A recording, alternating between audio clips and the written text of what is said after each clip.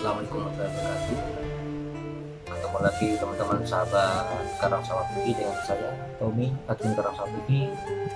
Kali ini saya akan menceritakan sebuah kisah pilu sebenarnya. Ya, untuk mengenang pertemuan terakhir saya dengan ibu saya. Apalagi bulan sekarang itu kan bulan suci Ramadan. Dan tahun ini adalah bulan suci Ramadan tanpa hadir ibu saya. Karena sudah dipanggil olehnya ya, oleh Allah Subhanahu wa taala untuk kembali padanya. Dan lebaran tahun ini juga sama saja bersama ibu saya. Cerita berawal dari sekitar 2 tahun yang lalu. Saya memutuskan untuk berhenti bekerja di sebuah kota C, namanya itu aja ya teman-teman. Akhirnya saya memutuskan resign dari suatu perusahaan di kota C untuk kembali ke kampung halaman. Tujuan saya adalah untuk mengabdikan hidup saya atau untuk berbakti pada kedua orang tua saya yang udah tua dan sakit-sakitan. Akhirnya setelah resmi saya resign dari suatu perusahaan di kota C, saya pulang kampung. Nah, ya kurang lebih 2 tahun saya di kampung. Intinya saya akan mengabdi kepada kedua orang tua saya yang sudah sakit-sakitan. Ya sebenarnya nyari kerjaan di kampung lah, siapa tahu dapat di situ kan enak dekat keluarga gitu kan. Tapi Allah itu berkata lain teman-teman. Ini ceritanya saya singkat aja ya biar nggak terlalu panjang. Sekitar bulan Desember tahun 2020, penyakit ibu saya itu semakin agak parah gitu. Dia kena mah kronis gitu. Dan pada bulan Desember tahun 2020 itu kakak saya bertugas ke sebuah kota, sebut saja S kotanya. Nah, setelah itu dia pulang ke rumah, ternyata dia sakit. Dan dicek ke dokter, ternyata di swab test dia terkena positif COVID-19. Kita berawal dari situ. Nah, akhirnya kakak saya kan diisolasi. Dan semua keluarga di kampung, di rumah itu saya bersama semua keluarga saya akhirnya di swab test di sebuah puskesmas. Nah, selama menjalani dan gini, sembari menunggu hasil swab testnya itu, kita semua kan dikarantina di rumah. Selama karantina itu ya kita sedih ya, namanya di kampung ya bukan di kampung aja lah, mungkin di kota-kota juga sama gitu kan, di karantina karena anggota keluarga kita ada yang kena virus COVID, kita semua keluarganya di karantina gitu. Ternyata sampai batasan menentukan, ternyata hasil swab test kami itu belum keluar gitu. Padahal bilangnya itu 10 hari gitu, tapi setelah 10 hari ternyata itu nggak keluar hasilnya. Nah, dari situ penyakit ibu saya semakin parah. Dan pada hari apa ya, kalau masalah hari Rabu apa ya, untuk memutuskan ibu saya akhirnya dibawa ke rumah sakit sama ayah saya. Walaupun saya lagi ada kerjaan sedikit yang nggak bisa ditinggalin, saya nggak bisa mengantar ibu saya. Setelah sampai rumah sakit, ternyata ayah saya pun nggak boleh menunggu gitu. Karena kami masih dalam, bisa dibilang itu lagi di karantina. Hasilnya kan hasil swab test keluar tuh positif atau negatif COVID-19 kan. Akhirnya bapak saya suruh pulang. Udah, ibu saya belum sakit sendirian. Nggak tahu kenapa malamnya ada pemberitahuan dari rumah sakit bahwa keluarga pasien ibu saya gitu harus ada salah satu yang di rumah sakit untuk ya masalah pembahasan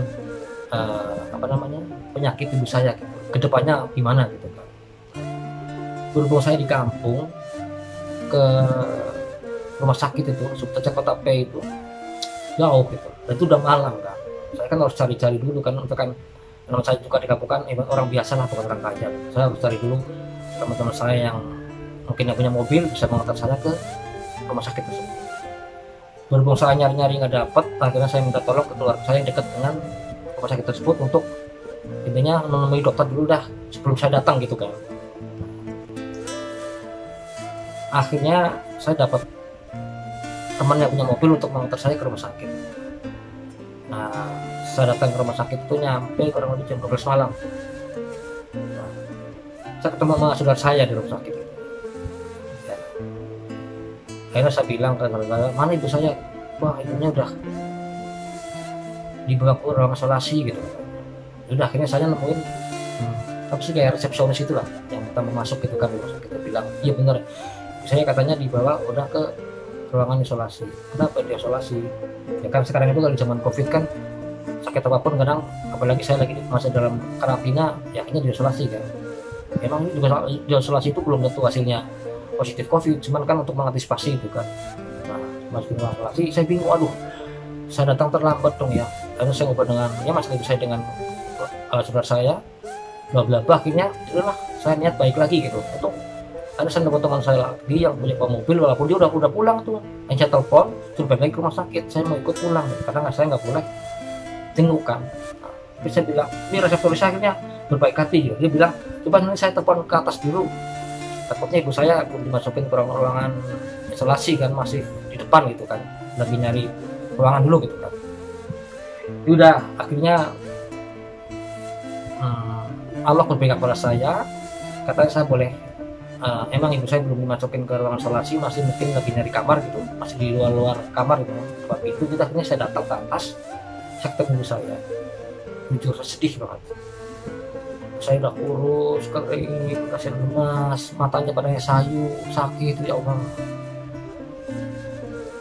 Seorang anak pasti akan sedih melihat ibunya terbaring di rumah sakit.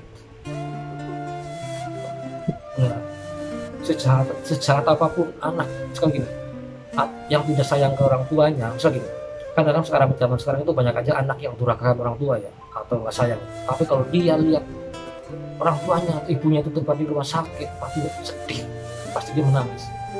Sebenci apapun itu anak pada ibu, walaupun sebenarnya nggak boleh seperti itu kita benci sama orang tua kan, sedih.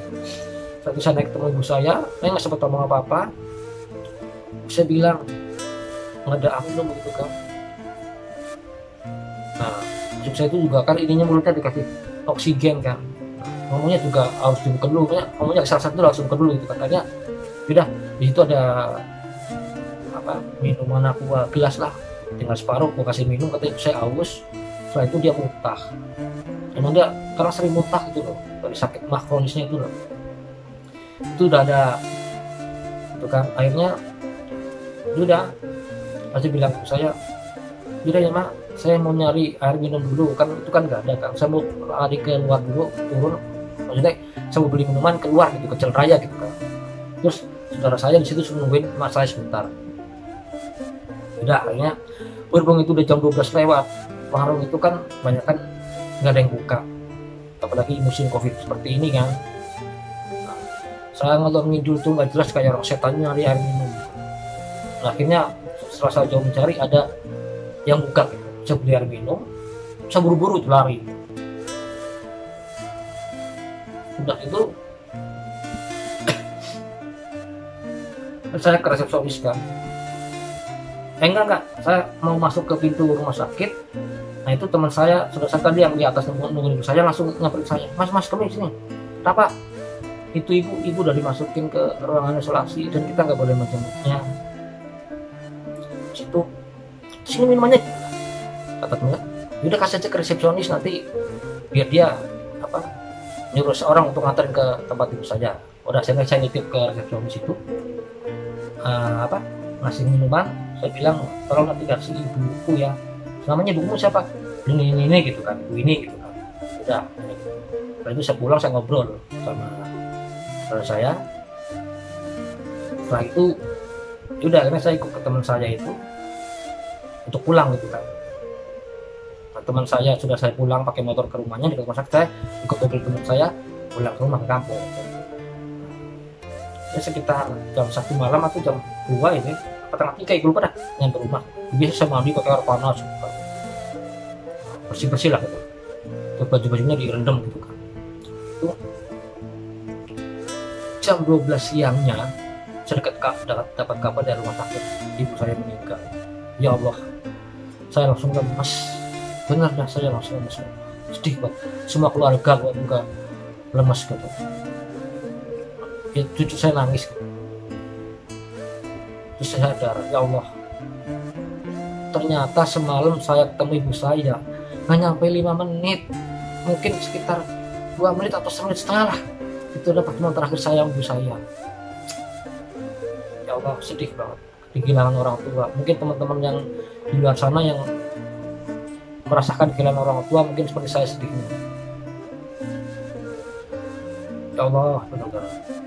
Nah, berhubung ibu saya meninggal gitu, saya kan nggak bisa ke sana, saya kan lagi di karantina gitu kan. Dan saya minta tolong temannya punya mobil pun nggak ada yang mau kan. Ya ada, saya minta tolong keluarga yang lain yang di rumah sakit terus ngurusin ibu saya gitu. Nah waktu itu tuh ibu saya, setelah ibu saya meninggal itu kan kita harus minta cepat-cepat hasilnya kan, positif COVID atau negatif kan. Alhamdulillah tuh rumah sakit bagus, hasilnya alhamdulillah negatif, nggak positif. Tapi sebelum kita tahu hasil itu teman-teman, kita sedih. Ibu saya meninggal, posisi saya dan keluarga saya lagi di karantina. Ya Allah, tidak ada orang satupun yang takziah ke rumah saya karena mereka mungkin takut ya ketularan ya, walaupun ya kita kan belum tahu hasilnya gitu, masih negatif kan, ya, jaga jarak gitu kan. Tapi ada aja sih yang beberapa saudara ke rumah, tapi ya maksudnya bukan masuk ke rumah, nanya paling ya 2 meteran lah sama kita gitu. Nanya, ini ibu saya mau dikubur di mana, terus dikuburnya mau bagaimana, kan bentuknya kan beda yang lahatnya, kalau yang kena COVID sama enggak kan, yang pakai peti gitu kan apa enggak kan beda kan lubangnya kan, besar apa namanya, mungkin dalam apa ukurannya gitu kan. Sedikit. Akhirnya kita bilang ke rumah sakit minta hasilnya gitu kan. Alhamdulillah Allah masih berpihak pada keluarga saya.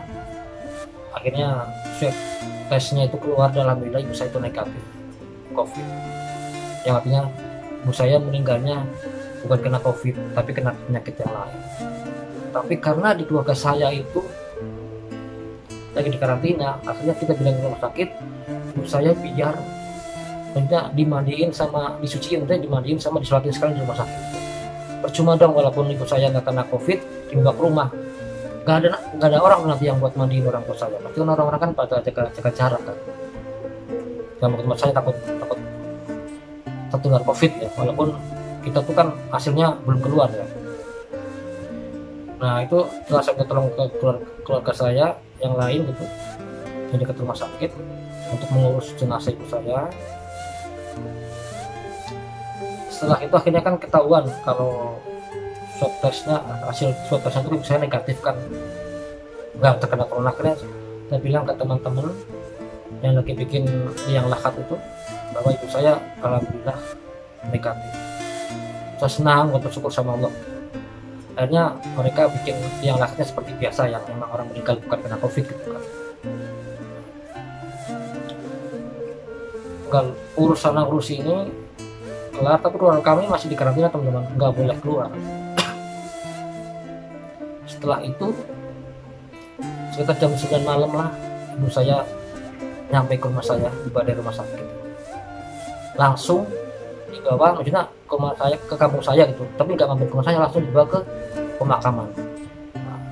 Pemakaman sana alhamdulillah teman-teman yang lain, tetangga yang lain pada ikut datang ke pemakaman. Sedihnya apa teman-teman? Ya Allah, saya sebagai anak merasa sedih, dan keluarga yang lain pun merasa sedih. Kenapa? Ibu saya di rumah sakit sendirian. Ya Allah, dia pulang ke kampung, di pemakaman kita sebagai keluarganya nggak ada yang ikut ke pemakaman, ke pembaringan terakhir ibu saya, karena kita lagi semua lagi karantina. Itulah sedihnya. Ya Allah, kita sebagai anak, ibu saya di rumah sakit sendirian, bawa ke pembaringan terakhir pemakamannya sendirian, maksudnya keluarganya nggak ada yang ikut. Ya Allah, itu sedih sebagai anak tuh, merasa aduh ya Allah, cobanya berat banget. Ya Allah, Ayah saya sendiri aja sepertinya kayak orang lilung gitu, nangis sedih gitu lah. Sebenarnya apa, ibu saya dipanggil sama Allah, kita ya sedih. Kedua, kita nggak bisa mengantar ke beban yang terakhir ibu saya di pemakaman karena kita lagi di karantina. Ya Allah, sedihnya minta ampun. Mungkin teman-teman di luar sana kalau merasakan seperti saya mungkin akan sedih gitu ya. Ini kesedihanku yang paling dalam tahun 2020 bulan Desember. Ya Allah, maaf ya saya nangis begini bukan karena saya cengeng ya, tapi saya mengingat masa lalu saya seperti ini dan saya mengingat kesedihan aku yang mendalam dan saya kangen ibu saya. Saya menangis itu bukan karena cengeng, tapi karena pilu dan terharu dan sedih ditinggal ibu dan kangen sama ibu gitu. Setelah pemakaman selesai, setelah urusan ini kelar gitu kan, ternyata hasil swab test saya dan keluarga itu belum keluar juga sampai 10 hari lewat lah, sampai belasan hari lah. Sampai 7 hari ibu saya meninggal pun saya belum sempat taziah ke ibu saya, ziarah ke makam ibu saya sama keluarga saya. Sedih banget. Sampai 7 hari ibu saya meninggal, saya belum sempat atau nggak bisa ziarah ke makam ibu saya. Kenapa? Karena swab testnya belum keluar, teman-teman. Akhirnya setelah menunggu belasan hari, akhirnya saya dapat kabar bahwa saya dan keluarga saya hasilnya negatif. Jadi kita semua itu sehat, nggak kena COVID, enggak.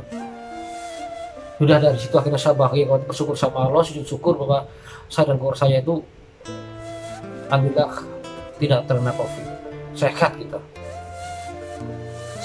Setelah itu ya kita berbenah diri. Setelah itu beberapa hari kemudian saya bersama ayah saya dan keluarga saya yang lain ziarah ke makam ibu saya untuk pertama kalinya setelah belasan hari ibu saya meninggal. Baru sempat itu karena baru hasil swab testnya itu keluar dan saya dan keluarga dinyatakan negatif COVID alias tidak terkena COVID, dan kita alhamdulillah sehat semuanya. Saya bersyukur sama Allah. Setelah itu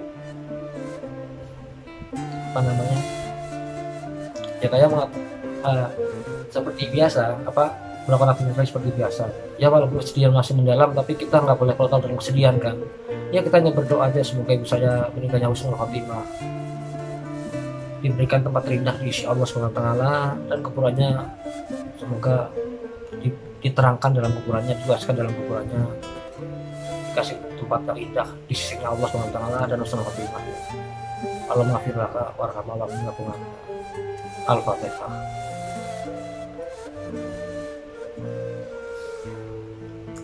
Kesedihan seorang anak adalah ditinggal pergi kedua orang tuanya, apalagi situasinya seperti saya ini tadi, lagi ada COVID-19 dan kami semuanya di karantina. Padahal saya bekerja di kota C itu ya udah lumayan lah, kalau kita dalam hitungan untuk duniawi materi sih ambil udah lumayan, tapi saya nggak berpikir gitu teman-teman. Saya semua saya lupakan urusan duniawi yang di kota J dengan kerja suatu perusahaan. Saya yakin dari sana pekerjaan untuk mengejar akhiratku, yaitu berbakti kepada orang tua, karena ridho Allah adalah ridho orang tua, khususnya ibu kan, dan murkanya Allah adalah murkanya ibu kan. Dan seorang anak itu pintu surganya adalah sama ibu kan. Akhirnya dengan berbekal pengetahuan agama yang mungkin ya belum seberapa, saya resign dari kerjaan saya pulang kampung, ingin berbakti kepada orang tuaku yang sudah tua dan sakit-sakitan. Tapi ternyata mungkin Allah berkehendak lain. Akhirnya selama kurang lebih 2 tahun saya di kampung untuk merawat ibuku sama ayahku. Ternyata ibuku dipanggil duluan sama Allah untuk kembali padanya bulan Desember tahun 2020. Dan selama 2 tahun itu malah saya melamar kerja di daerah saya nggak dapat. Lamar sana sini tapi nggak ada yang jebol-jebol itu lowongan kerja, yang mungkin belum rezekinya. sampai akhirnya ibu saya meninggal, saya masih nganggur. Udah akhirnya setelah 100 hari saya berangkat lagi ke kota J untuk berpetualang lagi mencari rezeki, karena di kampung itu saya jujur nggak dapat kerjaan. Tapi intinya ayah saya udah mengizinin saya untuk berpetualang lagi ke kota J, merantau maksudnya. Saya juga sebenarnya kemarin pas mau berangkat itu berat menikahi orang tua, tapi ayah saya juga bilang, udah tau kamu nyari kerja lagi nggak apalah, ayah udah ikhlas kok, yang penting kamu sukses, karena kamu sini udah berusaha 2 tahun merawat saya dan ibu saya almarhumah, dan kerjaan juga nggak dapat, kamu juga harus perjuangkan masa depan kamu. Akhirnya setelah ibu saya 100 harian saya berangkat ke kota J.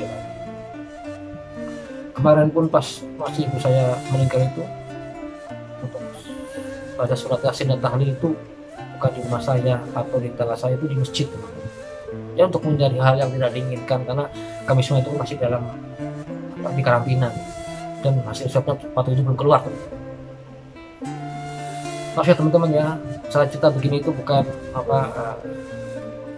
mengungkap aib ke saya, bukan, ini untuk sekedar saya itu mengenang ibu saya dan ya, curhat intinya gitu, bahwa orang tua itu segalanya buat anak.